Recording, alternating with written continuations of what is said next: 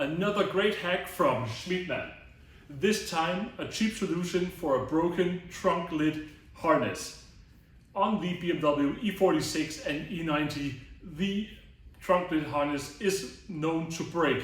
An original harness costs a lot of money, but Schmiedmann would not be Schmiedmann if we would not have a cheap solution for you. Repair kits. This one for the BMW E90, really high, made in Germany quality. Let's have a closer look. Ultra flexible this and temperature resistant due to the use of silicone isolation. Included the OE gaiters, top and bottom here, and the color matching the original BMW harness for accurate, easy installation. Simply cut out the old cable set, the defective one, and use the heat shrink connectors or the butt connectors to replace it with this one.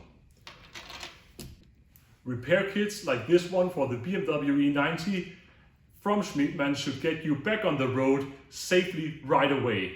Find this one and repair kits for a bunch of other BMWs on Schmiedmann.com alongside everything else you need for your BMW and Mini at the world's lowest prices and of course with worldwide shipping.